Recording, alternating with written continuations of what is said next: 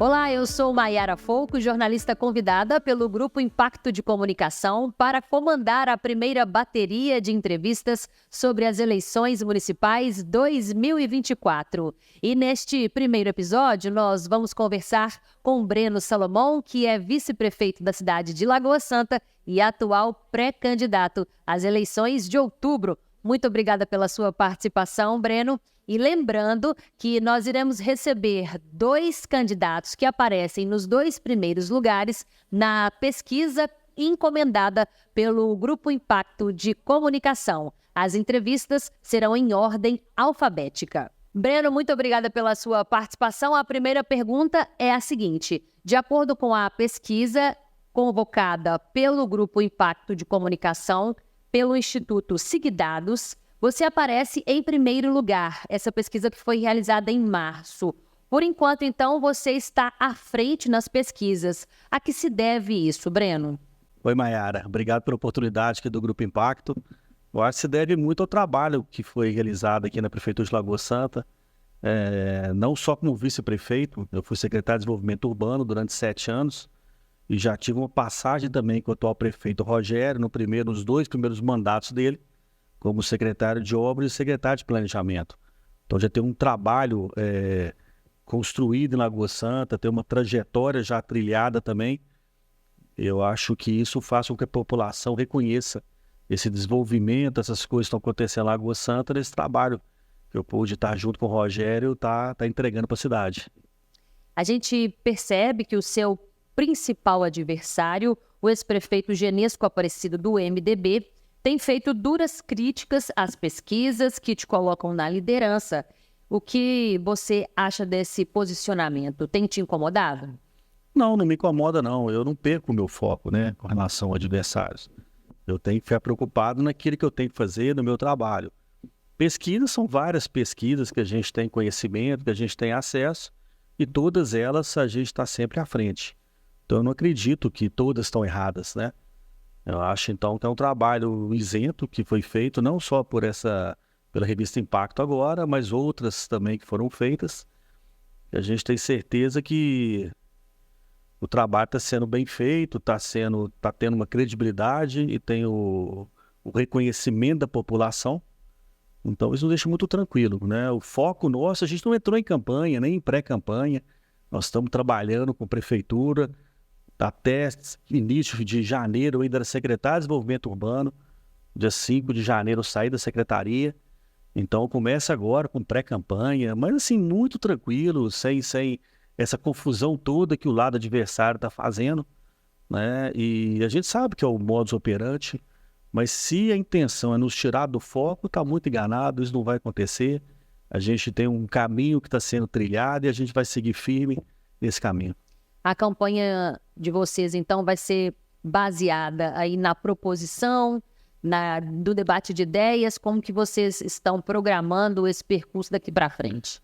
Sempre foi feito assim na nossa parte, né? A gente sempre foi muito atacado, a gente é atacado o tempo inteiro, mas nem em rede social você vê a gente contra-atacando, a gente questionando, não é o modus operandi que a gente trabalha, a gente não acredita que é o que a população quer e nem que a população merece, né? Acho que é um embate de ideias, de propostas, e acho que a população vai poder ver o que é melhor para Lagoa Santa. O bom é que os 2 governos já foram testados, né? O ex-prefeito já foi prefeito aqui por 3 mandatos.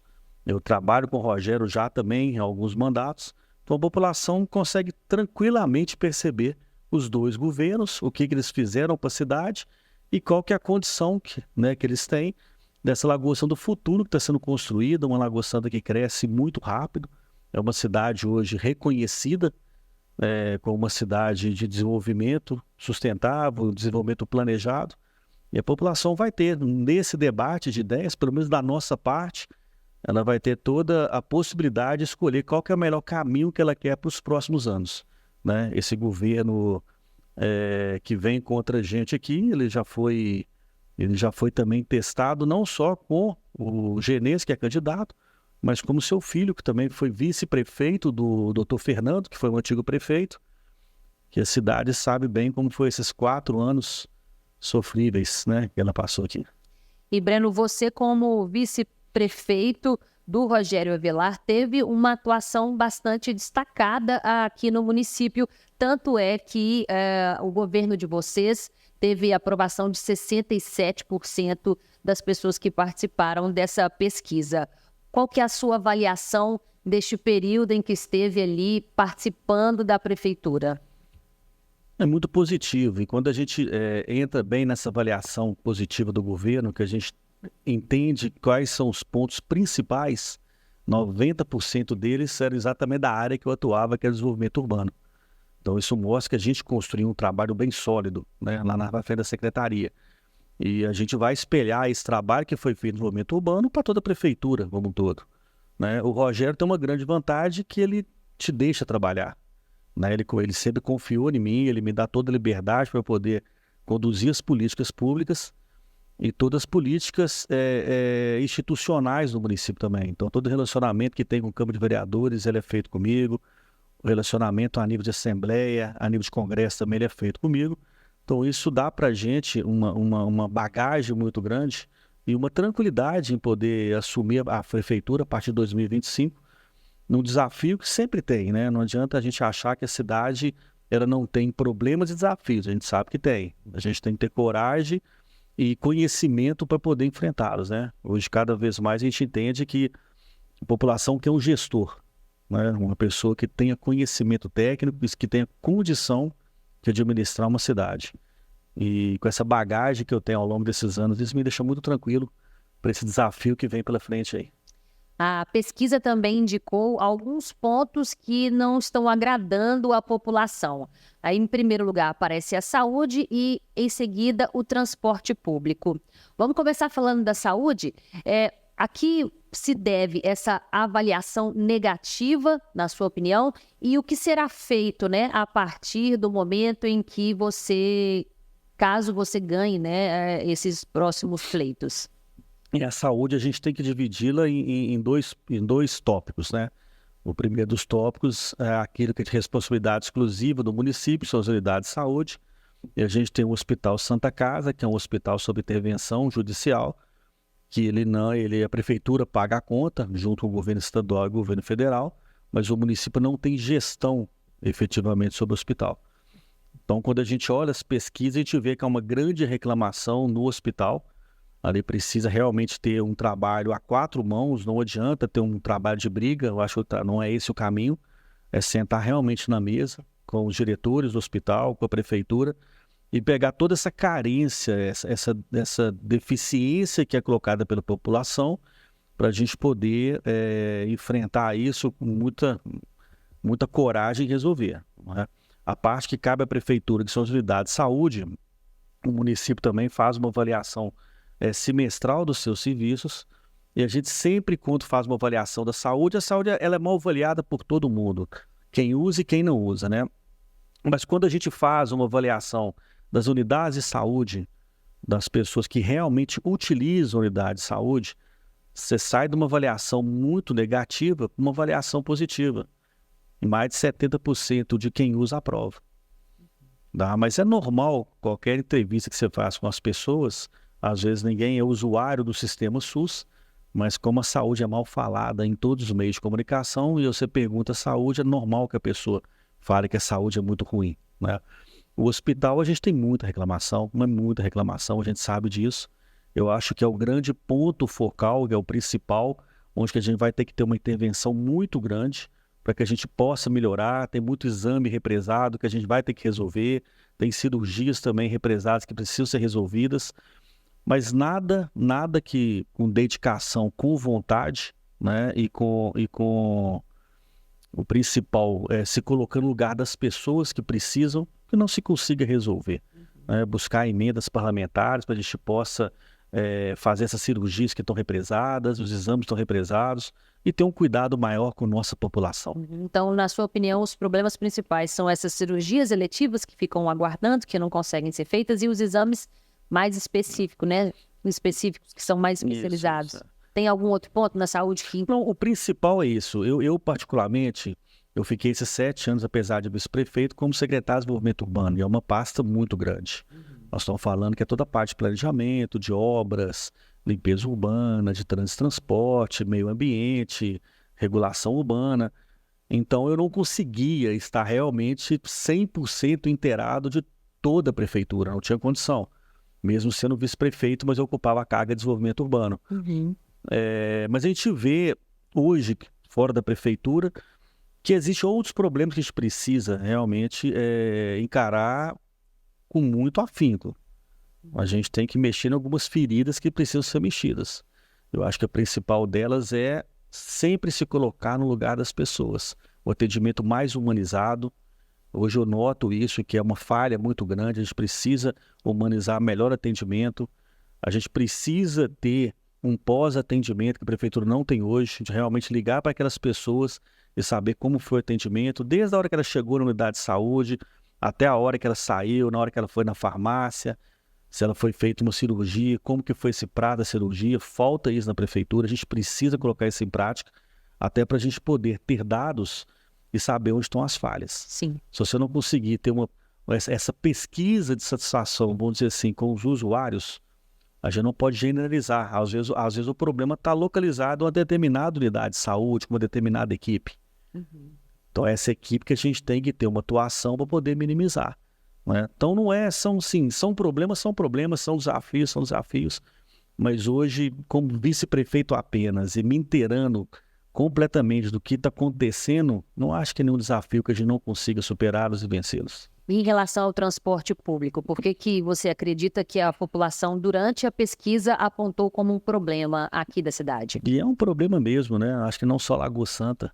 O transporte público, principalmente no pós-pandemia, né? Na pandemia, pós-pandemia, virou um caos absoluto em todas as cidades. A gente tem um problema aqui interno, né? No nosso transporte público, temos um problema também no transporte metropolitano, que vai para Belo Horizonte. Você vê Belo Horizonte que só de incentivos da prefeitura para as empresas, no ano passado foi mais de 400 milhões de reais e mesmo assim não conseguiram resolver o problema do transporte. Na Lagoa Santa hoje, se a gente pegar a conta efetiva, que é fácil de fazer, quantidade de usuários, o preço da passagem, o que custa o sistema, é um sistema deficitário. É um sistema que realmente a conta não fecha. E o município vai precisar entrar também, fazendo incentivos financeiros para que possa o sistema rodar, mas também não adianta fazer, né, o aporte financeiro para o sistema rodar se não tiver melhoria. Então está sendo feito um grande estudo nesse momento pela prefeitura, com aplicativo e com uma empresa contratada, para a gente poder pegar essas carências e essas demandas e a gente ser mais assertivo nas soluções a serem implementadas. Essa questão do transporte público, ela é uma questão que precisa ser avaliada com as cidades da região metropolitana, porque acabam que as pessoas transitam, né? Então precisa aí desse diálogo. Você acredita nessa questão do diálogo com esses prefeitos da cidade, caso seja eleito, né, agora em outubro? Como que você vê essa questão da proximidade e do diálogo com esses prefeitos, não só para a questão do transporte público, mas também muitas vezes até da saúde, né? Porque vem gente procurar atendimento de Pedro Leopoldo aqui em Lagoa Santa, de outras cidades vizinhas. Como é que é essa questão de conversar com esses prefeitos da região metropolitana, do vetor norte? Isso já acontece hoje, naturalmente. Existe um consórcio, que é o CISREC, que é o consórcio aqui da região, que são feitas compras em conjunto, você tem adesão de exames, de cirurgias. Então, outros munícipes de outras cidades utilizam o sistema público de Lagoa Santa, no caso da Santa Casa, né, que não é público, desculpa. E tem um dado interessante, conversando com o pessoal do hospital Santa Casa, que 40%, segundo a informação deles, tá, das pessoas que são atendidas no hospital não são de Lagoa Santa. São pessoas que vêm de fora com o hospital 100% porta aberta, né, um hospital SUS. Então, o diálogo sempre é importante. A gente tem que ter diálogo para tudo na vida, né? Principalmente quando se envolve o transporte metropolitano, tem que ter uma união dos prefeitos. Quem faz a gestão do transporte metropolitano é o governo do estado, não são as prefeituras. Então realmente você tem que ter uma união, um diálogo junto ao governo do estado, para que você possa melhorar na questão metropolitana, né? Que é exatamente o transporte de quem sai de Lagoa Santa vai para Belo Horizonte, quem sai de Lagoa Santa vai para Vespasiano, quem sai de Lagoa Santa vai para Pedro Leopoldo. Internamente não tem tanto diálogo. Internamente é um problema nosso que tem que ser resolvido. Né? Não adianta tampar o sol com a peneira, né? Não adianta a gente achar que tudo é mil maravilhas. Nós sabemos que não é. A gente tem que sempre ter esse olhar crítico para tudo que a gente faz, onde que a gente acerta e onde que a gente erra. Né? Naqueles pontos que a gente erra, a gente tentar sempre melhorar para poder ser mais assertivo. Hoje em dia, politicamente, o Brasil vive um clima de muita polarização, principalmente no âmbito federal.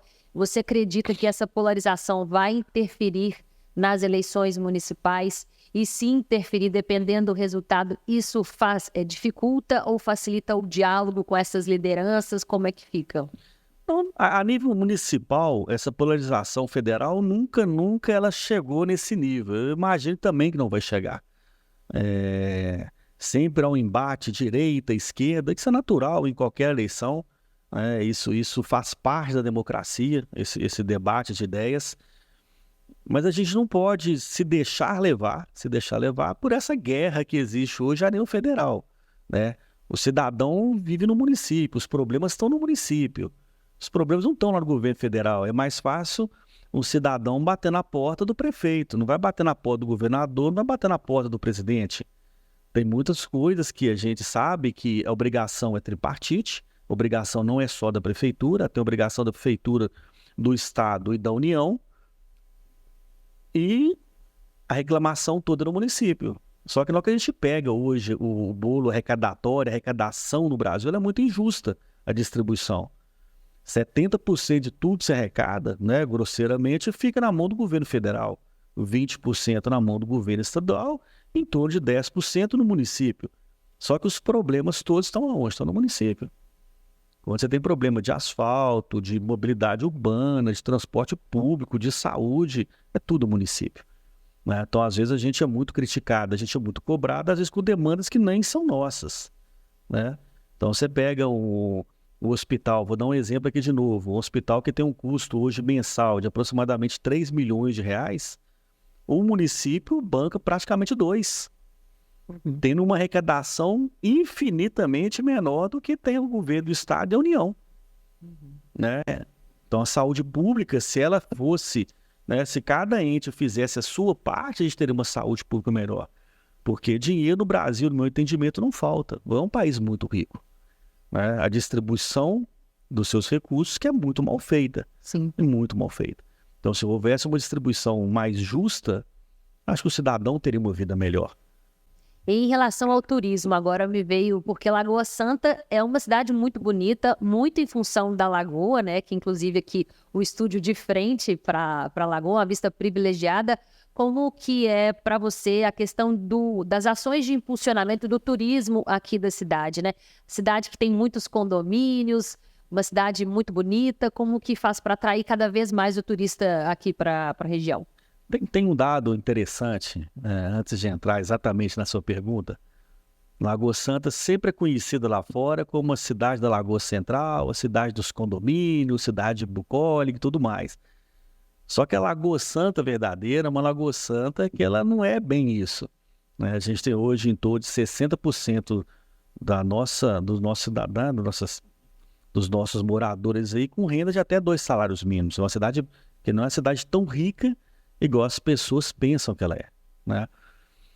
A gente sempre pautou muito, quando eu comecei em 2009, que eu fui secretário de planejamento, a gente tinha lá uma meta, Lagoa Santa naquela época tinha em torno de 45 mil habitantes, de planejar uma cidade para 100 mil habitantes. Nós estamos chegando hoje a isso, a 100 mil habitantes. Mas todo esse planejamento foi feito lá atrás. Em 2007 começou esse planejamento. Eu era secretário de obras na época. E ali nós começamos a desenhar e planejar a cidade. E naquele momento a gente enxergava que a melhor forma que a gente tinha de aumentar a nossa arrecadação, que a gente conseguisse não ser dependente, igual era a prefeitura, sempre 100% dependente de emendas parlamentares, de repasse a nível federal e estadual, dela ter vida própria, era a gente ter um investimento muito pesado no mercado imobiliário. A gente enxergava que a cidade tinha esse potencial, eu particularmente enxergava, e a gente trabalhou nesse viés. Né? E foi um viés que deu super certo. A cidade cresceu, cresceu organizada, com problemas, é claro, toda cidade tem, mas se deu uma cidade com um planejamento muito estruturado. muito estruturado. E a gente conseguiu, cortar esse cordão umbilical de ser totalmente dependente do governo estadual e federal. A gente consegue ter vida própria, a gente consegue ter investimento, capacidade de investimento. Então o município hoje consegue fazer isso. E no ano passado, na verdade, final de 2022, a gente começou num trabalho lá na Secretaria de Desenvolvimento Urbano, numa mudança do viés, que a gente sabe que o planejamento imobiliário, o desenvolvimento imobiliário, ele tem um limite. E a gente não pode esperar chegar nesse limite para a gente poder mudar a nossa base, a nossa matriz econômica. Então, em 2022, a gente começou a fazer um trabalho de uma mudança muito grande no novo planejamento de futuro de Lagoa Santa, pautado muito para serviço, pautado para turismo e pautado para o esporte. Então, a gente aí começou vários projetos já do município, já consegue ver nitidamente isso, voltados para essas 3 áreas. Essa revitalização que a gente está fazendo hoje aqui da região da Lagoa Central, o nosso complexo Boulevard que fica ali na Felipe Rodrigues, com uma mega estrutura esportiva, um complexo esportivo com 44 mil metros quadrados, a maior pista, o maior complexo de skate de Minas Gerais. Já tivemos, inclusive, competição a nível nacional em Lagoa Santa. Temos a Lagoa com competições também a nível nacional e internacional de canoagem. E outros grandes esportes vão ser implantados aqui em Lagoa Santa. Temos hoje o arco e flecha, que vai estar mudando a federação de arco e flecha, vai estar sendo construída uma estrutura para competição também internacional em Lagoa Santa.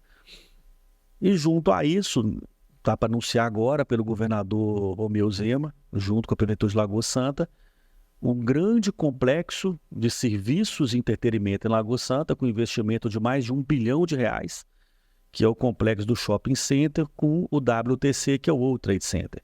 Então nós conseguimos viabilizar o WTC em Lagoa Santa. Nós estamos falando que menos de 100 cidades no mundo possuem uma estrutura WTC e Lagoa Santa vai poder falar que ela é uma delas, com uma perspectiva de 900 eventos ano em Lagoa Santa. Uma geração de empregos só nessa estrutura da ordem de 4 mil empregos.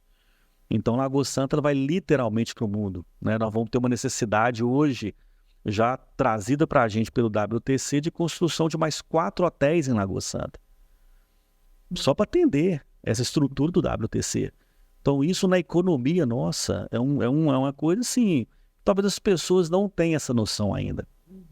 Então, a gente já está começando a trabalhar também com outras áreas da prefeitura, da nossa formação de mão de obra, do nosso treinamento das pessoas, né? Nós vamos ter que botar muita gente bilíngue, não tem jeito, porque vai estar vindo gente do mundo inteiro para Lagoa Santa. E é o que eu sempre falo, gente, você quando viaja, você tira uma foto, você posta, né, o hashtag, né? Você bota o underline lá, Lagoa Santa, Minas Gerais. Então, Lagoa Santa vai para o mundo, poxa, que cidade que é essa? Olha que lugar bonito, olha que lugar legal, né? Então, a gente tem uma perspectiva, um horizonte assim, muito grandioso para Lagoa Santa, sabe? De uma coisa que foi, assim, eu fico muito feliz por uma coisa que foi planejada lá atrás.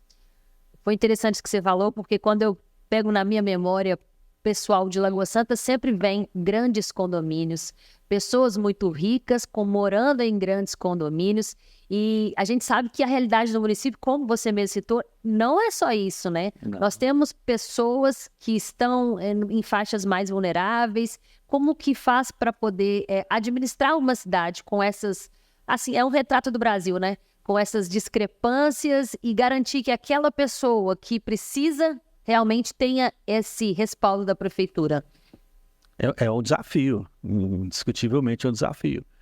Mas é um desafio que hoje, vou dar um pequeno exemplo aqui, todos os condomínios que tem em Lagoa Santa, foi a primeira cidade no Brasil a criar uma lei que legalizava a figura do condomínio fechado, mas legalizava mediante um pagamento de uma outorga onerosa para o poder público.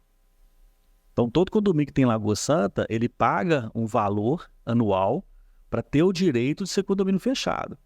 E esse valor 100% arrecadado, ele é investido em infraestrutura nas áreas que mais precisam, nas áreas mais carentes. Então, a gente sempre não vai falar com você que é uma lei Robin Hood, né? Mas é muito nesse conceito. E a gente sempre trabalha muito com equilíbrio. Uma cidade que você tem lá uma população que paga impostos maiores, mas que não usam os serviços públicos, naquela população que não paga imposto ou paga um imposto menor, mas que utiliza muito o serviço público. Cidade vive do equilíbrio, você nunca pode perder esse equilíbrio, para que você possa manter suas políticas públicas. Hoje a gente tem na rede de educação nossa em torno de 9 mil alunos. São mais de 20 mil refeições servidas por dia na rede de educação municipal. Um pequeno exemplo. Assim como nós estamos fazendo agora, a primeira política habitacional da história de Lagoa Santa, efetivamente da prefeitura. Não é um projeto Coab, que é do Estado, não é um projeto Minha Casa Minha Vida, que é do governo federal. É um projeto municipal.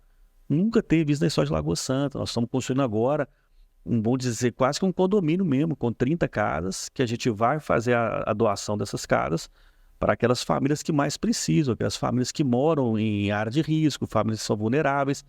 A gente sabe que essas 30 é um primeiro passo de uma demanda que a gente sabe que na Prefeitura de Lagoa Santa hoje, ela é de mais de 100 de pessoas que precisam do poder público para poder colocá-las, né, morando de forma digna. Então isso tudo, aonde que você busca esses recursos? Você sempre busca o recurso dessas políticas públicas, né, desse crescimento, daquelas pessoas que pagam os seus impostos, não utilizam o poder público, os serviços públicos, para que a gente possa estar pegando esse recurso e estar implementando onde realmente necessita. Muito obrigada, a gente conseguiu fazer essa entrevista no tempo previsto. Agradeço a sua participação e boa sorte. Obrigado. Quer dar mais alguma palavra final aqui para os nossos espectadores? É só agradecer mesmo e dizer a todos assim, o orgulho que eu tenho, né, de fazer parte dessa cidade, de morar nessa cidade, de ajudar a desenvolver e construir essa cidade, de melhorar a vida das pessoas através desses equipamentos que estão vindo aqui. Então, é uma satisfação muito grande. Muito obrigada. A nossa primeira entrevista termina por aqui. E não perca a próxima, em que nós vamos receber o pré-candidato pelo MDB, Genesco Aparecido. Até lá!